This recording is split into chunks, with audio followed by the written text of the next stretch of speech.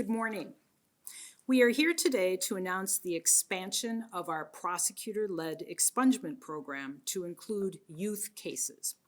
To our knowledge, we are the first jurisdiction in Minnesota to undertake this important initiative.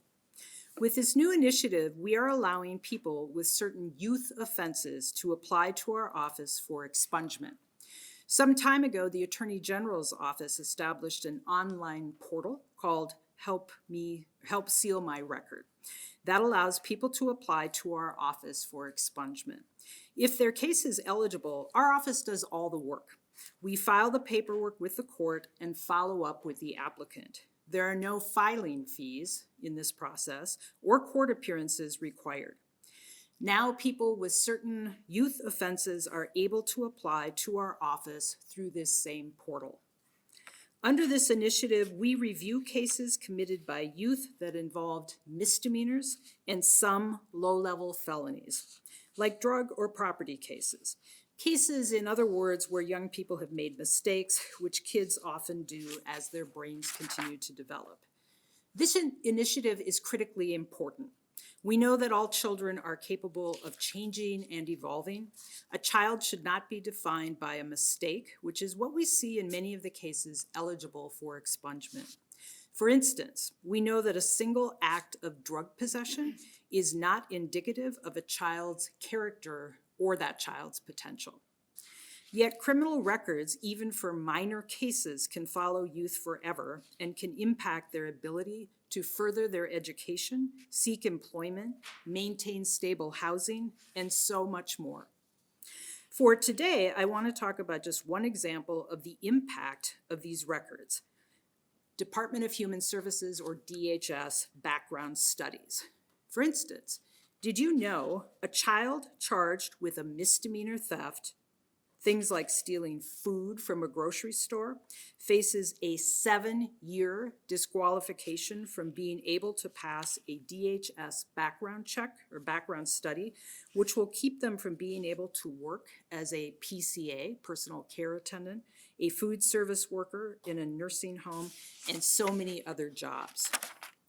A child charged with felony drug possession, which could be as little as a couple of pills, faces a 15-year disqualification from passing that DHS background study. They don't even have to have been adjudicated delinquent, which is what we call convicted in juvenile court. And these disqualifications apply the same to records for children as they do adults. These are two of many examples of the ways in which records can negatively impact a person's ability to move forward from a mistake they made as a child. And we know that when people are able to move forward, obtain employment, housing, and education, it leads to better outcomes for those individuals and improves community safety. It is therefore imperative that we utilize expungements to ensure that when youth move into adulthood, they have the opportunity to progress beyond their childhood mistakes. Providing that opportunity for people who obtained records as children is especially important, which is why we have developed a prosecutor-led expungement process for youth. Expungements allow for records to be sealed, which essentially removes it from a person's criminal record. Expungements allow us to remove significant barriers erected by juvenile court records, barriers that hinder people's ability to secure employment, safe housing, and educational opportunities. Youth expungements allow us to ensure that we have accountability, while also allowing for growth and second chances. To date, the Hennepin County Attorney's Office has received 800 requests for youth expungements. We have reviewed over 230 expungement requests and filed an average of 20 expungement motions in the past 2 months, and submitted numerous letters of agreement in support of pro se filers, meaning people who have filed on their own who don't have lawyers. We are reviewing cases where people filed their cases pro se on their own, and we are reviewing cases submitted to us by the Public Defender's Office. We receive about 10 new requests per month. We are also working on a post-charge diversion program where we can expedite the expungement process after a person has finished their diversion program. We are proud of our work, and I'd like to highlight a few cases that stand out. Nearly 11 years ago, this office charged a 16-year-old with 2 separate counts of felony 5th-degree possession. This was his only delinquency offense, and now, as a 27-year-old, he has no adult offenses. He filed a petition to have these matters expunged. The office filed an agreement to expunge on his behalf. The court granted the motion within a matter of days, and his case is now expunged. Between the ages of 14 and 15, one youth struggled with delinquent behavior and picked up multiple property-related offenses. As an adult, he found that his juvenile priors severely harmed his employment prospects. He applied for expungement of 5 delinquency cases through the Hennepin County Attorney's Office online portal. Our office recognized the ongoing harm to the young man's employment prospects and will request that his convictions be expunged later this month. Another youth petitioned the court directly for expungement because her record was preventing her from obtaining housing and employment. In responding to the petition, the office noticed that while the case she listed was not eligible for prosecutor-led expungement, another matter on her record was. The office filed a letter of agreement with the court supporting her petition for cases she had filed on and filed for expungement in the case she hadn't listed in her petition. In the end, the court issued an expungement order agreeing to seal records in both of her matters. These are just a few examples of the many people who will be able to move forward with their lives as a result of this new initiative. I'm very grateful to the team that has made this work possible. Thank you to Morgan Coons, who's here with us today, and Paris Yarborough, who could not be here today. They have led the development of this initiative in our Youth Prosecution Division. Thank you to Nadia El-Negdi and Peggy Larkin, who work on our Adult Prosecutor-Led Expungement Initiative and who provided templates and training materials. Thank you to the Bureau of Criminal Apprehension and the Department of Human Services, which ensures that all records are properly sealed. Thank you to the Hennepin County Juvenile Court Administration, who file and serve the necessary expungement paperwork. And thank you to the Hennepin County Juvenile Court Bench, who have worked with us to make this possible. We are better as a society and safer as a community when we recognize that people grow and change. And our Youth Expungement Project is an important step towards achieving both goals. Thank you. Any questions? How quickly can people apply for this after they've committed an offense?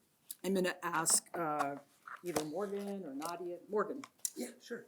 The waiting period depends on the severity of the offense. They can apply to the Help Seal My Records portal immediately. The typical waiting period is 1 or 2 years of law-abiding behavior to be eligible for the program. Is this permanent? Once it's sealed, no matter if they were to reoffend in some way that was related to the previous juvenile case? Yes. Why do this now? I know obviously you did it for adults, but why now? Why is it not the right time for you? I will just say we had to get our, let me back up. As you know, we've done 3 community expungement events held in different communities in North Minneapolis, South Minneapolis. The latest one was in the suburbs. And so we wanted to make sure we had the capacity to do it. We wanted to do this. And it was really at the initiative of our expungement team and Paris and Morgan. Other questions?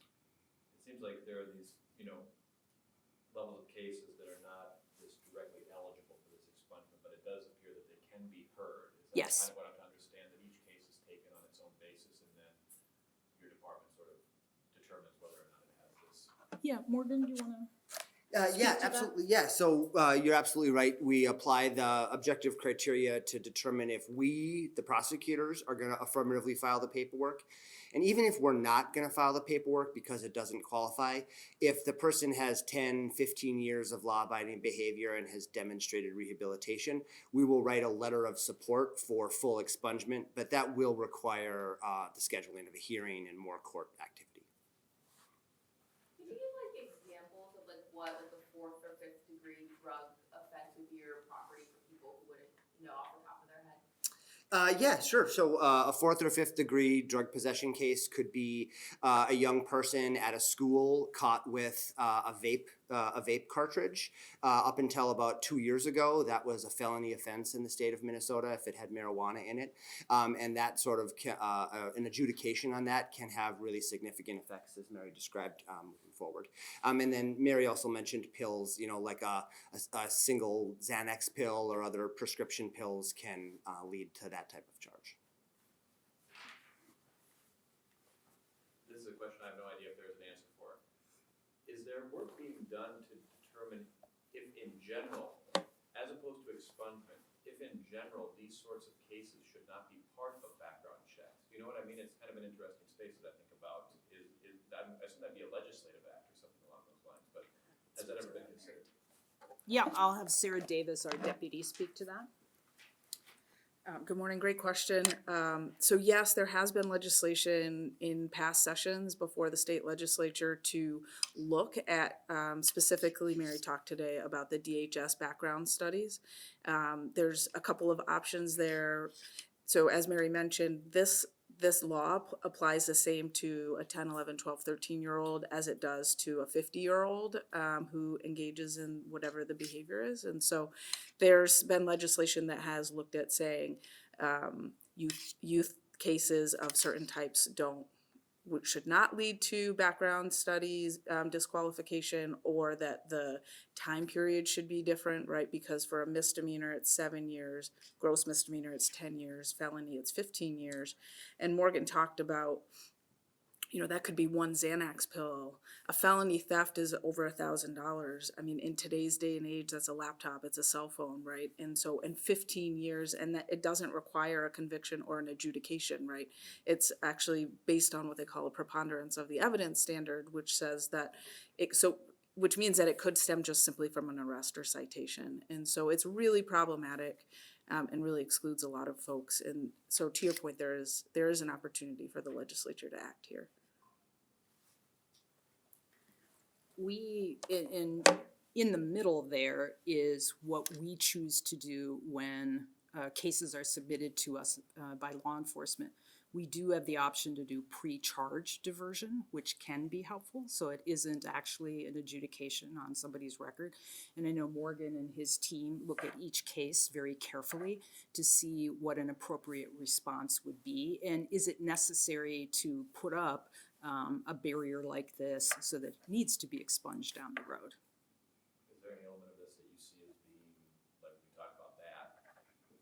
I know that the county, not just your office, but across the board, has been looking at juvenile crime and trying to find ways to interrupt or stop patterns. Is that part of that? These are primarily, when we're looking at these, and for prosecutor-led expungement, we're talking about minor. So to take a step back, we prosecutor handle all youth crime in Hennepin County. That's misdemeanors, gross misdemeanors, felonies. As opposed to adult crime, we handle felonies throughout. So we approach youth from a number of different perspectives. As you know, we have the Youth Auto Theft Initiative, which is a preventative program. We are funding part of Youth GVI, Group Violence Intervention, to try to intervene with young people who are involved with guns, who may be the next victims or the person who harms somebody else. So we try to look at each child who comes in individually and see what their needs are, and try to come up with a disposition or a plan that fits that particular child's need. And that, I think, is really helpful in terms of addressing the child and the family's need, so that hopefully we can interrupt them from coming into the system. We also have Be at School. That is our truancy diversion program. We've expanded that greatly since I came into office, and that is also about getting kids in school, getting kids and families connected with resources so that they can actually be in school. So we approach this in a number of different ways, individualized to the child and the family. Is there any time limit on when a person can make this request, even if they are a grown adult at this point, but feel like they want a juvenile case taken up? Is there, yeah. No, in fact, that reminds me of one of the people that showed up for our community, one of our community expungement events. I believe she was in her 70s. And she just wanted, and it wasn't a youth record, but she wanted something that happened in her past expunged because she just, before she passed away, wanted a clean record. So no, there isn't a limit there. If someone is under 18, would they need their parent to do this for them? Like if they committed offense at 13, they've been law abiding for 2 or 3 years and they're like 16. No, No. And then has this been done in, I know you said this to your understanding for the first jurisdiction in Minnesota, has this been done in other cities across the country of similar size? If so, do you know how that is worked out? Not that we're aware of. I believe we are the first office that we are aware of in the country doing prosecutor-led expungements on youth adjudications. And then for some people who might say, you know, there's always gonna be criticism, for people who are like, well, who's overseeing kind of like your office and team? What would be kind of your response to that? I have the greatest respect and trust in our team, our entire team that does expungements. Look at these cases very carefully. And ultimately, they have to be signed off on by a judge. So I suppose that is one area of accountability, but I have great confidence in our team who does expungements that they are looking at these cases very carefully. And then, go ahead. I was just curious, I know you mentioned like if the team had like a Xanax pill, what if it was something like a fentanyl pill? Is that still included in this or is that separate? No, if it's a 4th or 5th degree drug offense, it would still qualify. The big thing is the waiting period, where people have to demonstrate their rehabilitation, and we see that based on the period of time since the offense happened. Thanks for your time. Any other questions? I just have one more about, can you just talk a little bit about the clean slate law now that it's a law, just kind of the impact that could have there? Yeah, so prosecutor-led expungement, records are expunged from the Bureau of Criminal Apprehension, Minnesota Court Information System, the Police Department, City Attorney, Sheriff's Department, State Attorney General, Department of Corrections, and the Department of Human Services. It appears that expungements through the Clean Slate Act only apply to the BCA and Minnesota Court Information System records. So I would say our prosecutor-led expungement is a bit broader than the Clean Slate Act. Thank you.